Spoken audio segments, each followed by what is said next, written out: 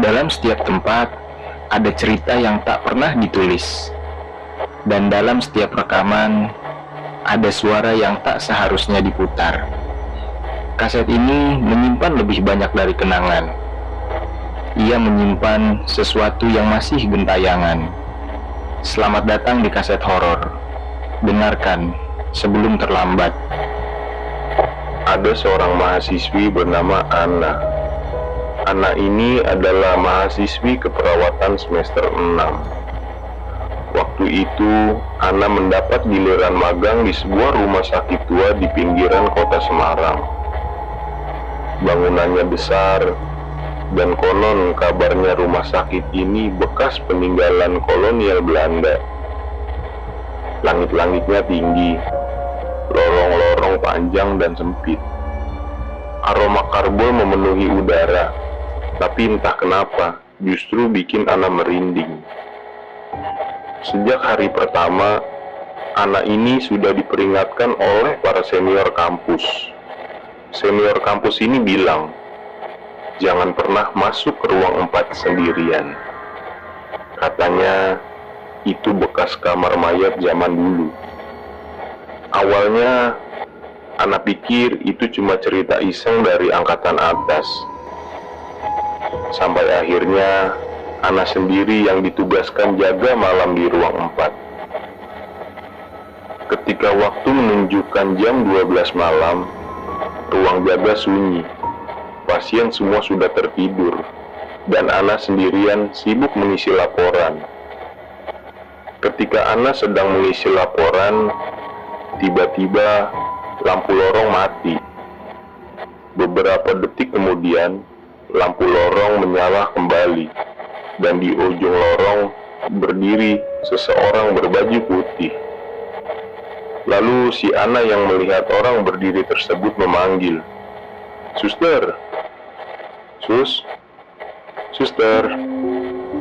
Setelah Anna memanggil, dia tidak bergerak, tidak bersuara, dan bahkan tidak berkedip. Lalu menghilang begitu saja. Dengan rasa takut, Anna berjalan pelan ke arah itu. Di lantai, terlihat jejak kaki basah menuju ke dalam ruang 4. Di dalam ruang 4, ada seorang pasien kakek-kakek berdiri menghadap tembok. Padahal, kakek itu tadi tertidur dengan infus terpasang. Tubuhnya gemetar. Dari mulutnya keluar suara aneh yang tidak bisa Anna pahami. Lalu, Anna yang ketakutan melihat kejadian itu langsung lari ke ruang istirahat, membangunkan suster senior. Begitu Anna dan suster senior kembali, kakek itu sudah tidur lagi, dalam posisi normal dan infus masih terpasang. Tapi, jejak kaki basah di lantai masih ada. Besokan harinya, Anna cerita ke perawat senior. Perawat senior itu hanya tersenyum tipis dan berkata, "Kamu jaga di ruang 4 tadi malam ya? Hati-hati, di sana memang suka ada yang jaga juga." Anna langsung terdiam.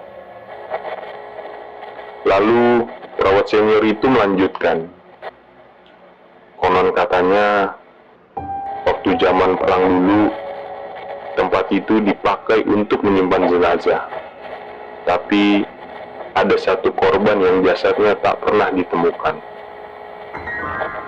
Setelah malam itu, gangguan semakin sering. Lampu lorong berkedip saat Anna lewat. Suara kursi roda bergerak sendiri. Dan alarm monitor pasien berbunyi tanpa sebab. Hingga suatu malam, Anna melihat seorang suster Belanda melintas cepat dan menghilang di ruang perban.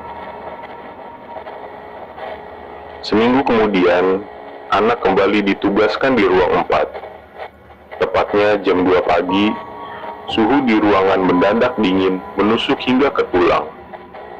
Bukan dingin AC, tapi dingin yang bikin kulit merinding. Seorang pasien wanita, ibu paruh baya, mulai tertawa. Awalnya pelan, lalu menjadi tawa histeris yang tidak manusiawi. Wajahnya berubah, matanya melotot, dan urat wajahnya menegang. Lalu terdengar suara berat keluar dari tenggorokannya. "Dia datang. Kau tidak boleh ganggu tempat ini."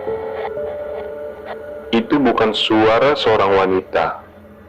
Lalu suster senior datang dan segera memanggil rohaniawan rumah sakit. Proses penyembuhan berlangsung hampir 2 jam. Setelah kejadian itu, perawat dilarang menempatkan pasien di tempat tidur nomor 4B. Itulah tempat yang paling sering terjadi gangguan. Seiring berjalannya waktu, akhirnya magang Ana ini selesai. Tapi pengalaman itu tetap menghantui Ana. Teman-teman satu angkatan Ana juga punya kisah sendiri. Ada yang melihat bayangan di cermin toilet, ada yang mendengar suara tangisan bayi dari ruang laboratorium kosong. Rumah sakit itu mungkin masih menyimpan sejarah kelam yang belum tuntas, dan sebagian masih hidup di antara lorong-lorong sunyi. Kalau kalian pernah merasakan dingin menusuk di tengah malam, atau suara aneh saat kalian pikir kalian sendirian, mungkin kalian tidak sendirian. Cerita dalam kaset ini telah selesai, tapi suara-suara horor itu belum benar-benar hilang. Masih banyak kisah lain yang menunggu ditemukan.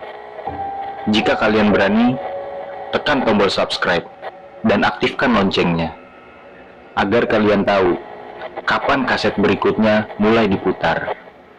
Ini adalah kaset horor, cerita yang seharusnya tidak pernah kalian dengar.